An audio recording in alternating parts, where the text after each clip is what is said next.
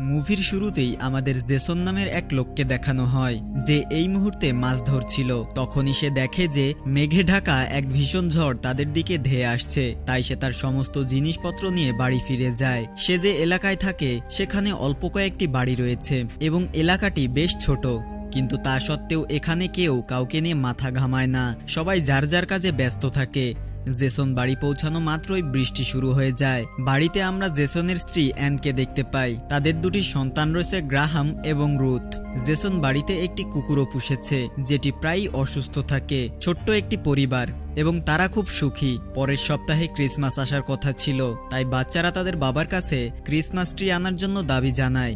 আসলে Jason Christmas tree আনতে ভুলে গিয়েছিল, তাই পুরো পরিবার তৈরি হয়ে ক্রিসমাস ট্রি আনতে যাওয়ার জন্য রওনা হয়। কিন্তু জেসন যখন গিয়ে দরজা খোলার চেষ্টা করে তখন তা খোলে না। তারা পেছনের দরজাও চেক করে, সেটিও খুলছিল না।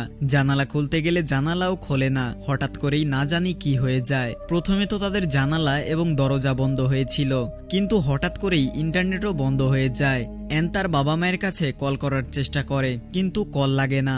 এরপর জেসন জোর করে দরজা খোলার চেষ্টা করে, কিন্তু সেটাও খোলে না। উল্টে সে নিজে আঘাত পায়। এরপর সে গিয়ে জানালায় সজোরে ধাক্কা দিয়ে সেটি খোলার চেষ্টা করে, কিন্তু সেটিও খোলে না।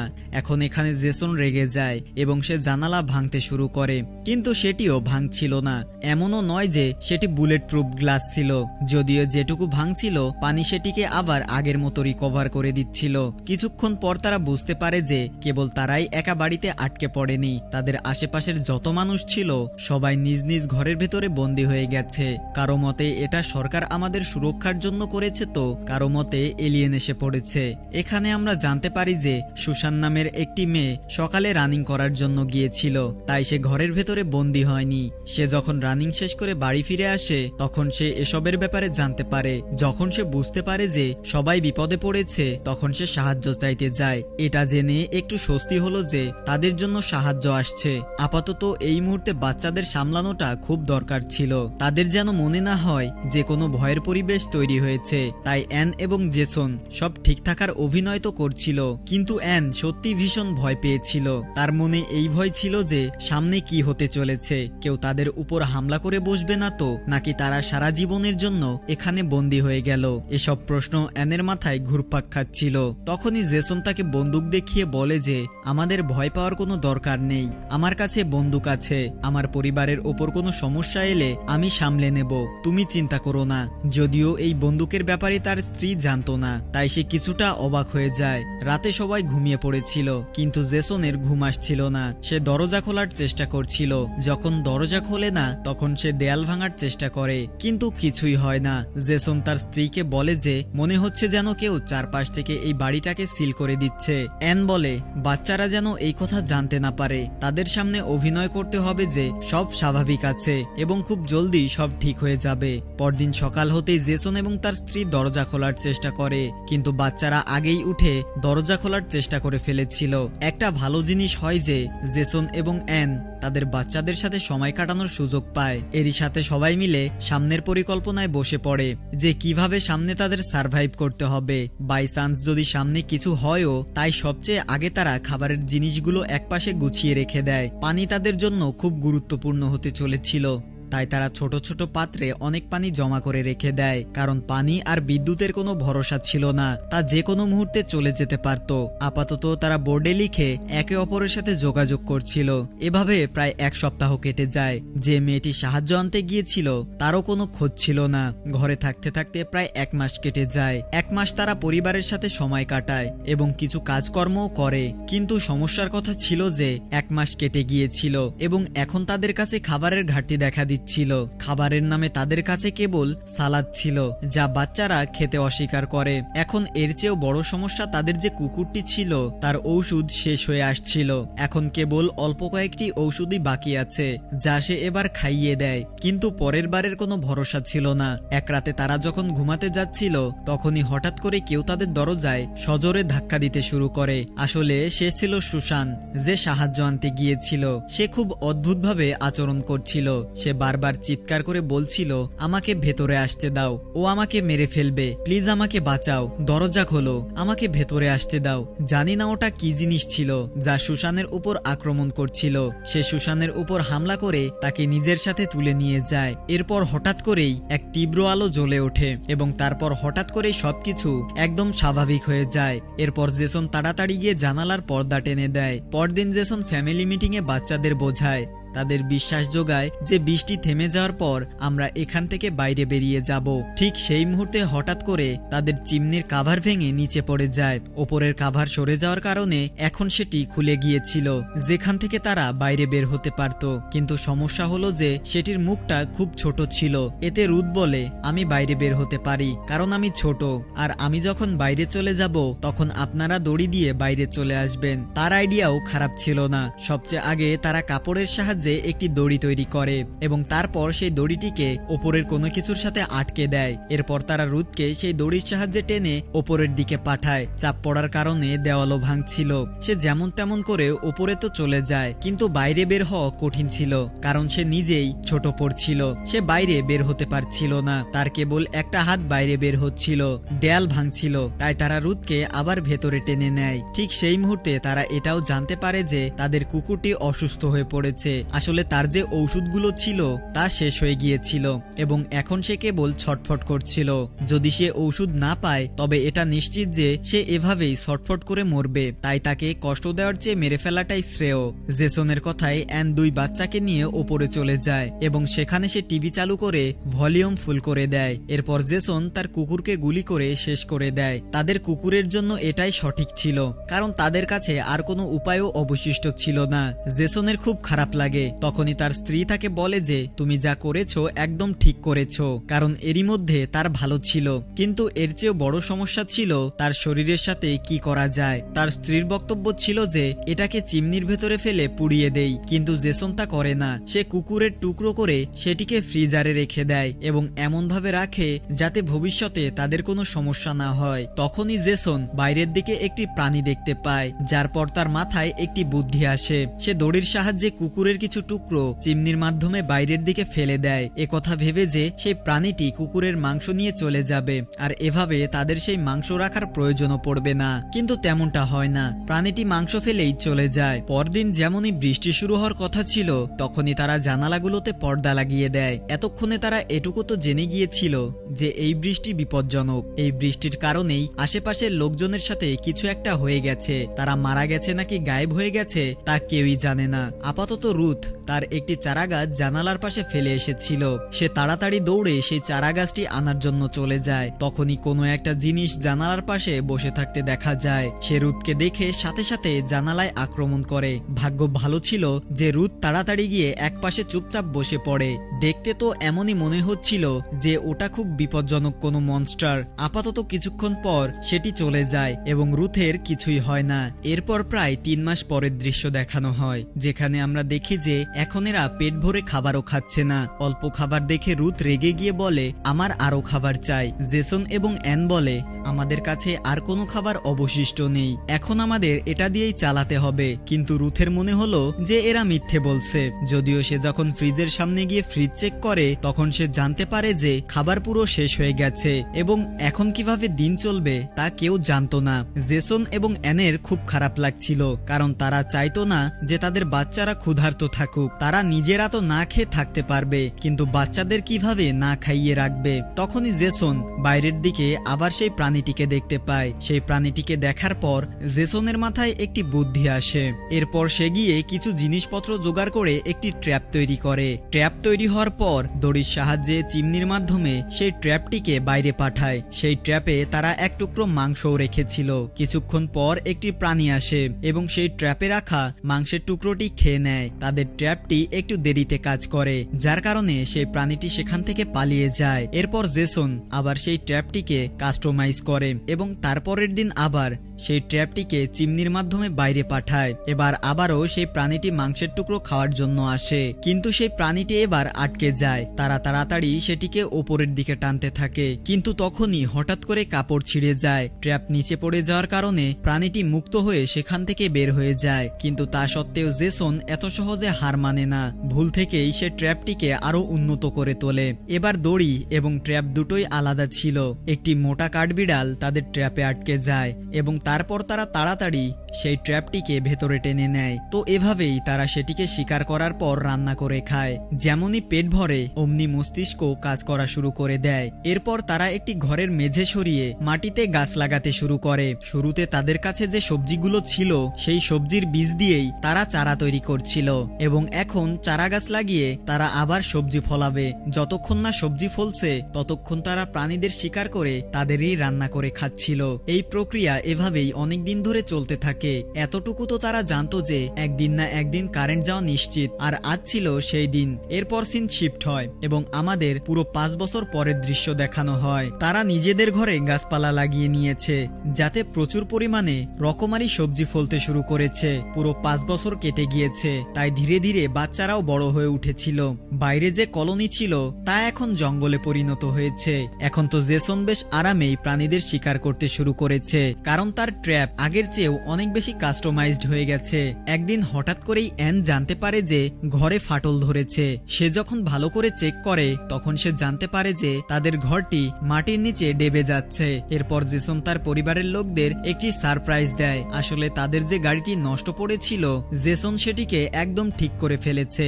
এখন সেটি একদম নতুন একটি স্পোর্টস কারের মতো লাগছিল। তখনই গ্রাহাম বলে, এটা সময়ের অপচয়। যে জিনিসকে আমরা বাইরে নিয়ে যেতে পারি না, চালাতে পারি না, সেটার পেছনে সময় দেওয়া কি সময়ের অপচয় নয়? তখন জেসন বলে, আমি প্রস্তুতি নিচ্ছি। যেদিন বৃষ্টি বন্ধ হবে সেদিনই আমরা এখান থেকে বেরিয়ে যাব। ঠিক সেই সময় বৃষ্টি শুরু হয়ে যায়, তাই সবাই তাড়াতাড়ি গিয়ে পর্দা লাগিয়ে দেয়। কিন্তু এবার তারা যেমনই লোকানোর জন্য যাচ্ছিল ঠিক সেই মুহূর্তে সেই ভয়ানক জিনিসটি তাদের দেখে ফেলে এবং এখন সে গেট খোলার চেষ্টা করছিল, যার পর এরা সবাই তাড়াতাড়ি গিয়ে আলাদা আলাদা জায়গায় লুকিয়ে পড়ে। ঠিক সেই মুহূর্তে দরজা খুলে সেই অদ্ভুত জিনিসটি ভেতরে চলে আসে। সেটি ভেতরে আসা মাত্রই তার পানির কারণে গাছপালা শুকিয়ে যায়। যেখানে যেখানে তার শরীরের পানি পড়ছিল সেখানে শিলা জমে যাচ্ছিল। সে অ্যানের খুব কাছাকাছি চলে এসেছিল, কারণ সে তার উপস্থিতি টের পেয়ে গিয়েছিল। সত্যি বলতে আজ পর্যন্ত আমি এমন জিনিস কোনো সিনেমায় দেখিনি। আপনারা যদি কোনো সিনেমায় দেখে থাকেন তবে কমেন্ট করে জানাতে পারেন। আর এই জিনিসটি এলিয়েন তো একদমই মনে হচ্ছিল না। মনে হচ্ছিল যেন এটি কোনো অদ্ভুত মনস্টার, আর সে এমন ভাবে দৌড়াচ্ছিল যেন তার নিজেরও ভীষণ ভয় লাগছিল। দরজা খুলে সে যেমনই দৌড়ে পালায় ঠিক সেই মুহূর্তে গ্রাহাম একটি সুযোগ পায়। সে দৌড়ে বাইরে যেতে চেয়েছিল, কিন্তু তখনই জেসন এসে সঠিক সময়ে তাকে ধরে ফেলে এবং ঠিক সেই মুহূর্তে দরজাও বন্ধ হয়ে যায়। এমন তো নয় যে সে বাইরে যাওয়ার পর জীবিত বেঁচে যেত। বাইরে গেলেই তার সাথে যা কিছু হতে পারত। যদিও সে তার বাবার উপর রাগও করে যে আপনি আমাকে কেন আটকালেন, আমি বাইরে যেতে পারতাম। ঠিক সেই মুহূর্তে রুথ বুঝতে পারে যে এই মনস্টারগুলো সমুদ্র থেকে এসেছে, কারণ তার শরীরে যে পানি লেগেছিল সেটির স্বাদ নোনতা ছিল। এতে রুথের মনে হতে থাকে যে এরা হয়তো কোনো সামুদ্রিক মনস্টার। আপাতত সেই মনস্টারের কারণে তাদের সমস্ত সবজি নষ্ট হয়ে যায়। যে মাটিতে তারা সবজি ফলাতো তা অনুর্বর হয়ে গিয়েছিল, অর্থাৎ সামনে আর কখনো তারা সবজি ফলাতে পারবে না। আর যদি ফলাতেও চায় তবে তাদের পানির প্রয়োজন ছিল। যদি 3 দিন পানি না আসে তবে তারা না খেয়ে মারা যাবে। এসব জিনিসের কারণে জেসন এবং তার স্ত্রীর মধ্যে তর্ক শুরু হয়ে যায়। তার স্ত্রীর বক্তব্য ছিল যে সে চাইলে এখান থেকে বাইরে বের হওয়ার রাস্তা খুঁজে বের করতে পারত, কিন্তু সে কোনো কিছুতেই নজর দিচ্ছে না। সে তো নিজের জিনিসে মগ্ন, এমনকি এখন সে নিজের বাচ্চাদেরও সময় দেয় না। এদিকে ট্র্যাপে একটি ছোট্ট প্রাণী আটকে ছিল যাকে রুথ বাইরে বের করে তার সাথে খেলতে শুরু করে, কিন্তু তখনই প্রাণীটি তার হাতে কামড়ে দেয়। যদিও জেসন সে প্রাণীটিকে মেরে ফেলে, কিন্তু রুথের অবস্থা খারাপ হতে শুরু করেছিল। তার অ্যান্টিবায়োটিকের প্রয়োজন ছিল। সময় মতো ঔষধ না পেলে ইনফেকশন ছড়িয়ে পড়বে এবং তার মৃত্যুও হতে পারে। তাদের সামনের বাড়িতে যে পরিবার থাকতো সেই বাড়িতে তারা ঔষধ পেতে পারত, কারণ সেই পরিবারের এক মহিলা ছিলেন যার ঔষধ চলতো। আর 100% সম্ভাবনা ছিল যে সেই ঔষধগুলো এখনো বাড়িতে রয়েছে। কিন্তু সমস্যার কথা হলো যে এরা ওই বাড়িতে কিভাবে যাবে। এরপর জেসন রেগে গিয়ে তার গাড়িতে বসে এবং সেটি স্টার্ট করে তা দিয়ে বারবার গেটে ধাক্কা মেরে ভাঙার চেষ্টা করে। আসলে এটা গ্যারেজের লোহার গেট ছিল, যার কারণে গেটটি ভাঙা এত সহজও ছিল না। জেসন জখম হয়ে যায় কিন্তু গেট খোলে না।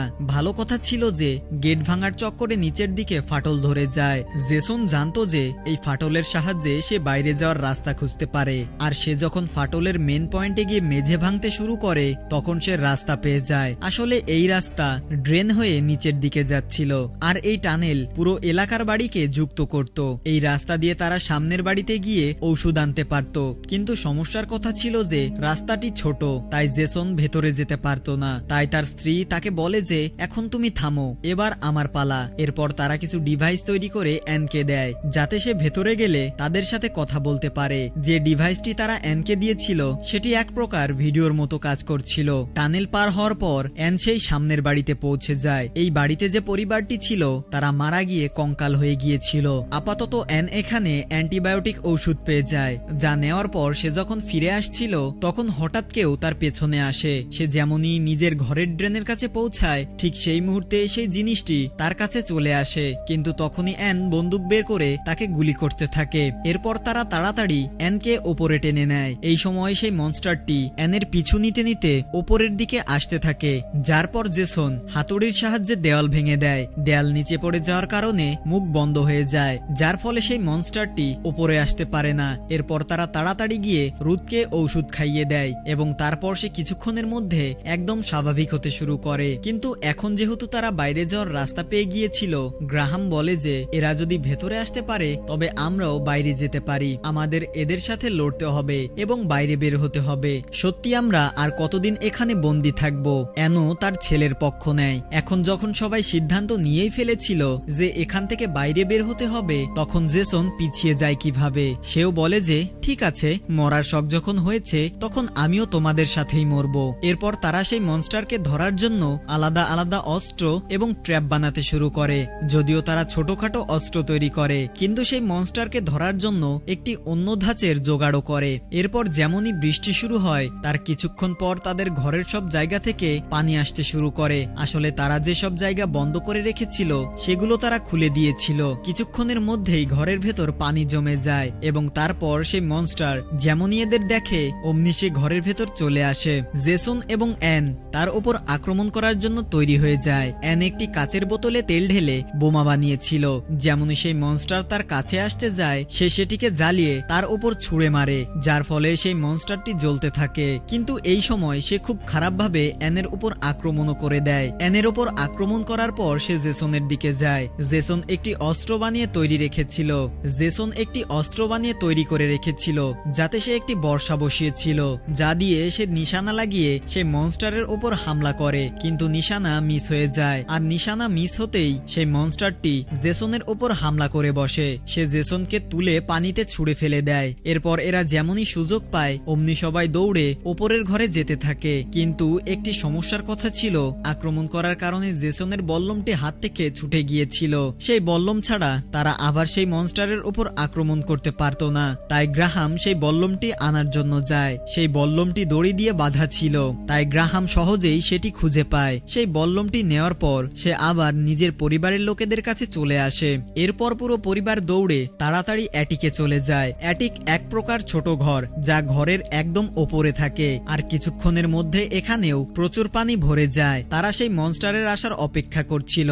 যেমনই সেই মনস্টার তাদের সামনে আসে ঠিক সেই মুহূর্তে অ্যান একটি দড়ি টেনে দেয়। দড়ি টানার কারণে গাড়ি স্টার্ট হয়ে খুব স্পিডে ঘুরতে শুরু করে। ঠিক সেই মুহূর্তে সুযোগ বুঝে জেসন সেই মনস্টারের ওপর হামলা করে দেয়। সেই বল্লমের দড়ি গাড়ির টায়ারের সাথে বাঁধা ছিল। গাড়ি যখন দ্রুত ঘুরতে শুরু করে তখন সে সেই মনস্টারকে টেনে আনে, যার পরপরই ঘরের সমস্ত পানিও খালি হয়ে যায়। আর বেচারা সেই যে মনস্টারটি ছিল সেও খুব খারাপভাবে আটকে গিয়েছিল। ঠিক সেই মুহূর্তে জেসন একটি ছুরি নিয়ে সেই মনস্টারকে সশরীরে মেরে ফেলার হুমকি দেয়। জেসন বলে, তুমি যদি চাও আমি তোমাকে জীবিত ছেড়ে দিই, তবে এই মুহূর্তে দরজা খুলে দাও। কিন্তু সেই মনস্টার কোনো রিয়াক্ট করছিল না, বরং খুব নিরীহ সাজছিল। এমনকি সে জেসনের হাতও ধরে ফেলে, যার পর জেসন তার উপর দয়া করে দড়ি কেটে তাকে মুক্ত করে দেয়। যার পর সেই মনস্টারও দয়া দেখিয়ে দরজা খুলে দেয়। এরপর পুরো পরিবার তাড়াতাড়ি দৌড়ে বাইরে চলে যায়। কিন্তু এরা যেমনই বাইরে যায় তখনই হঠাৎ করে এখানে কিছু মনস্টার চলে আসে, যারা এদের চারপাশ থেকে ঘিরে ফেলে। এমনিতে তো এই মনস্টারগুলো এদের উপর হামলা করে এদের মেরে ফেলতে যাচ্ছিল, কিন্তু তখনই ঘরের ভেতর থেকে সেই মনস্টারটি চলে আসে, যা বাকিদের আটকে দেয়। এরপর বাকি সব মনস্টার তার সাথে চলে যায় এবং ঠিক সেই মুহূর্তে তাদের পুরো ঘরটিও মাটিতে ডেবে যায়, আর অমনি পুরো আবহাওয়াও পুরোপুরি পরিষ্কার হয়ে যায়। এরপর এরা যখন গিয়ে চেক করে তখন এরা জানতে পারে যে পুরো পৃথিবী পানিতে ডুবে গেছে। এরপর জেসন এবং তার পরিবার একটি নৌকা নিয়ে একটি নতুন সূচনা শুরু করে। আর এইরকম একটি দৃশ্য দেখানোর মাধ্যমেই আমাদের আজকের মুভির গল্পটি এখানেই শেষ হয়ে যায়।